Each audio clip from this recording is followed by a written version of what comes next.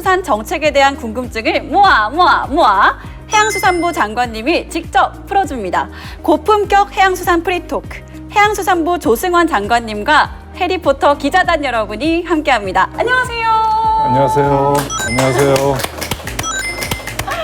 반갑습니다. 여러분 오늘 장관님과 이렇게 뵙게 됐는데 벌써부터 분위기도 후끈후끈하고요. 눈빛이 또 남다르시기도 한 것 같습니다. 오늘 아주 꼼꼼하게 다들 준비를 해오셨다고 들었거든요. 근데 그중에서도 이렇게 눈빛이 계속 따가운 게 박상민 기자님, 해양수산 정책을 접하면서 우리나라 바다, 해양에 대해서 더 관심이 많아지셨다고요? 네, 알면 알수록 해양수산부가 펼치는 정책에 대한 관심이 커지는데요. 작년 10월에 해양수산부에서 자율운항 선박 선제적 규제 혁신 로드맵을 발표했잖아요. 네. 내용을 보면 2031년까지 레벨 4 완전 자율을 달성한다고 되어 있습니다. 그럼 항해사나 기관사 같은 일자리는 사라질 것 같은데 여기에 대해 해양수산부는 정책적으로 어떤 지원을 할지 궁금합니다.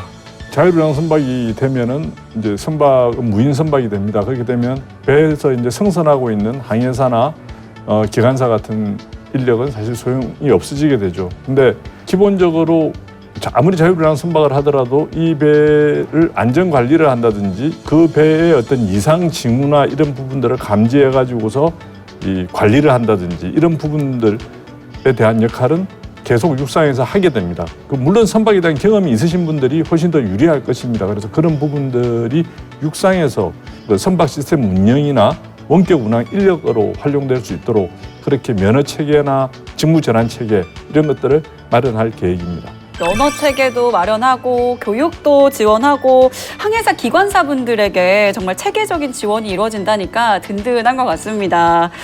그러면 박소영 기자님께서는 특히 기후 문제에 관심이 많으시다고요? 네. 그래서 제가 해리포터를 하면서도 기후 관련 기사를 많이 좀 발행을 했었는데요. 최근에 기후위기나 기후변화에 관심이 커지면서 해양은 기후조열다라는 말이 생길 정도로 해양환경에 대한 관심도 늘어나고 있습니다. 해양수산부에서도 지속가능한 해양환경을 위해 여러 정책을 펼치고 있는데 올해 하반기에는 주로 어떤 정책을 집중적으로 추진할지 궁금합니다.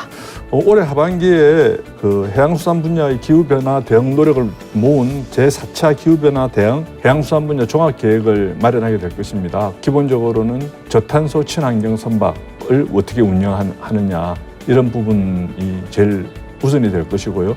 무엇보다도 육상에서 기인된 쓰레기에 의한 그 해양환경 보호를 위해서 많은 분들이 일회용 플라스틱이나 이런 부분들에 대한 그 사용 자제 이런 노력은 지속적으로 필요하다고 생각합니다. 네, 지속 가능한 해양 환경을 만들기 위한 노력들이 정말 엿보이는 정책들인 것 같습니다. 이런 정책들에 힘입어서 기후변화 대응이 꼭 잘 되기를 바라겠습니다. 그런데 이기태 기자님께서는 오늘 장관님께 특별히 부탁하고 싶으신 게 있으시다고요?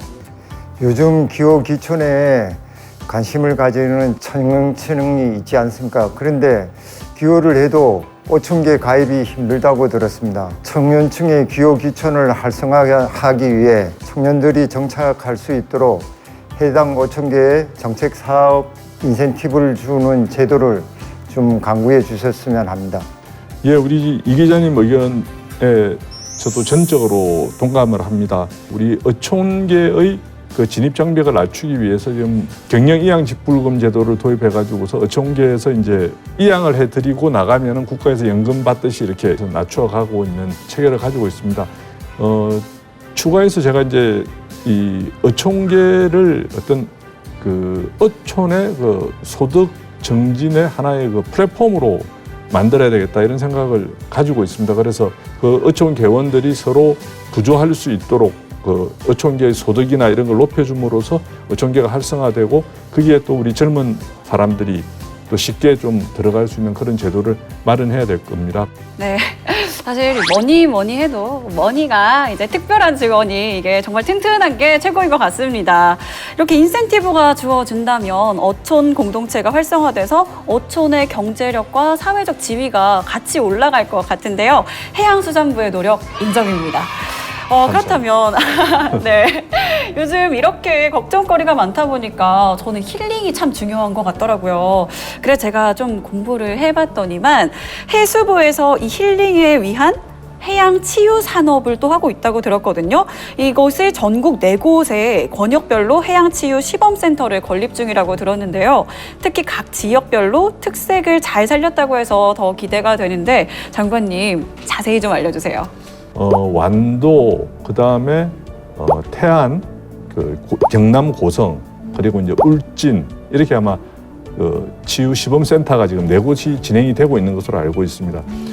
이 완도는 일단 따뜻하지 않습니까? 따뜻하고 그다음에 해조류 같은 게 아주 풍족한 지역입니다. 그래서 여기에는 어떤 스포츠 재활형을 기본으로 하는 해양치유센터가 건립되고, 그다음 태안은 아무래도 서울 수도권하고 가장 가까운 지역이기도 하고 그 자연자원, 그다음에 워킹하는 거 있잖아요. 이런 부분들, 모래에서 워킹하는 거.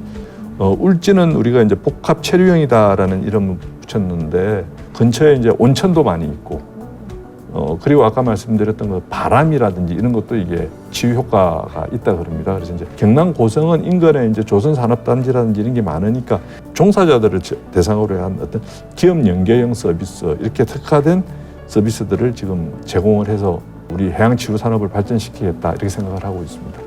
지금 방금 말씀을 들어보니까 4곳의 매력이 다 달라서 꼭 가보고 싶다 이 생각이 드는데요.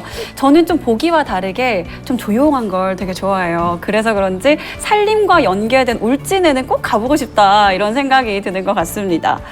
그런데 해양치유 산업은 우리나라만 하는 게 아닐 텐데요. 해외랑 비교를 했을 때 우리나라만의 강점이 있다면 뭘까요? 일단 우리나라는 동서남해안이 어떤 경관이 다르고 환경이 다르고 바닷물이 다르고 이런 특성을 가지고 있습니다. 동해안 같은 경우에는 바로 모래사장 없이 이렇게 수심이 깊어지고, 서해안 같은 경우는 갯벌이 많고, 남해안 같은 경우에는 모래사장이 아주 넓게 펼쳐지는 이런 특성을 가지고 있기 때문에 이런 측면에서 아주 강점이 있지 않을까 이렇게 생각을 하고 있습니다. 우리나라가 좀 다양하게 좀 매력이 있을 것 같은 생각이 듭니다. 네, 우리 한국이 아시아의 해양치유 산업의 넘버1이 되기를 바라보도록 하겠습니다. 자, 어느새 마지막 순서입니다. 최창인 기자님 기다리셨죠? 네, 많이 기다렸습니다. 네. 이제 저희가 공공기관의 정책 기자단으로서 그 어느 때보다도 이제 저희 역할이 굉장히 중요하다고 생각하는데요. 해수부 장관님께서는 저희 해리포터 기자단에게 바라는 점이 있다면 무엇인지 말씀 부탁드릴게요. 해리포터 하면 일단 마법이 생각이 나지 않습니까? 뭐 주택 문제라든지 뭐 택시, 물가 뭐 이렇게 딱 와닿는 부분들이 없으니까 국민한테 이렇게 알리기 참 어려운 측면들이 있습니다. 그래서 우리 해리포터 기자님들은 마법을 일으켜가지고서 국민들한테 우리가 하고 있는 것도 좀 많이 알려주시고, 국민들이 우리와 관련돼서 원하는 것들도 또 많이 전달해 주시고, 그렇게 해주셨으면 대단히 감사하겠다라는 말씀을 드리겠습니다. 정말 지금 충분한 답변이 되셨을까요? 네, 감사합니다. 네, 기자단 여러분들이 또 이제 열심히 활동해 주셔서 더욱더 많이 알려지면 좋겠습니다. 조승환 해양수산부 장관님과 해리포터 기자단 여러분들과 함께 자유로낭 선박 도입에 맞춰 준비 중인 정책, 기후변화에 대응한 해양수산부분 계획, 해양치유산업, 그리고 청년층의 기여기촌 지원책 등 우리 바다를 둘러싼 다방면의 정책들을 살펴봤는데요. 장관님께 설명을 들으니까 신뢰도가 일단 엄청 쑥쑥 올라가는 것 같고 이해도 쏙쏙 되는 시간이었습니다. 토크가 진행될수록 더 뜨거워지고 있는데요. 이 열기를 모아서 진정한 프리토크 시간 제가 한번 가져볼까 합니다. 오늘 내가 장관님 만났으니까 이것만은 내가 오늘 준비해서 얘기를 물어보고 가야겠다 하시는 분 있으실까요? 예, 제가 한번 하겠습니다. 천 지역에 취재를 다니다 보면요, 그 어민들이 많이 공감하는 정책이 있습니다. 그게 이제 해수부 산하 그 오천 특화 지원센터인데요. 예산이 모자라서 집행을 못하고 그러면 안 될 것 같습니다. 그래서 그런 부분들을 갖다가 좀 관심 있어 해주셨으면 합니다. 어촌 특화 지원센터 이런 부분들은 사실 국민의 세금으로 어촌 어민들을 지원해드리기 위한 부분인데 면밀히 검토를 해서 어민들이 원하는 사업이 잘 집행될 수 있도록 각별히 신경을 쓰도록 하겠습니다. 답변 잘 들었습니다. 정말 궁금하셨던 것 같아요. 번쩍 손을 드시고. 그러면은 또 한 분 계실까요?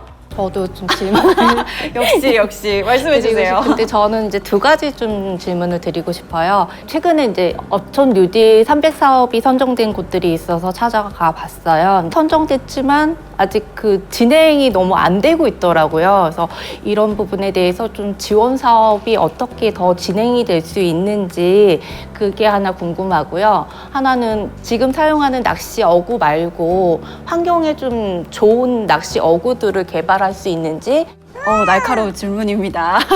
이런 부분들 누구나 한 번쯤은 생각은 해봤을 것 같은데 장관님께서는 또 어떻게 생각하실까요? 어촌 뉴딜 300 사업은 이제 기본적으로 3개년으로 구성이 되어 가지고 있으니까 예산이 앞으로도 2년이 더 이제 집행이 돼야 되는 부분이 있고 삼립개소라는 부분이 관리한다는 게 이제 어려운 점이 있지만은 최대한 반영해서 해줄 수 있는 부분은 해주자라고 해서 향후 한 2년 동안은 계속 이제 진행이 돼 가야 되는 사업이다 이렇게 말씀을 드리고요. 낚시 부분은 저희들이 오히려 신경 쓰고 있는 거는 이제 어구나 이런 부분, 그러니까 아까 이야기하셨던 뭐 낚시찌라든지 이런 부분들이 환경 친화적으로 대체될 수 있도록 그렇게 여러 가지 정책 대안을 마련하고 있다라는 말씀을 드리겠습니다. 그럼 저희 의식도 한번 바뀌어야 된다는 게 또 먼저 선두가 돼야 될 것 같습니다. 답변 감사합니다.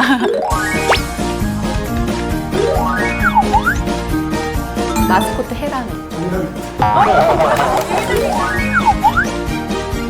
이거 너무 클로저가 땡기신 거 아니에요? 인어공주 해삼. 많이 속도새우. 이상하다. 내일 또 출근해야 되나? 내일도 출근. 그럼 장관님 맞추신 거네요. 네, 다음 문제 주시죠. 제가 당신만의 슈퍼스타 만색? 제가 당신의 슈퍼스타를 만들어 드립니다. 정답. 맞아요? 상품권 지금 드렸습니다. 이렇게 재밌는 퀴즈까지 한번 풀어봤는데요. 장관님이 인생 선배로서 여러분들께 멘토링을 아주 세심하게 해주셨습니다.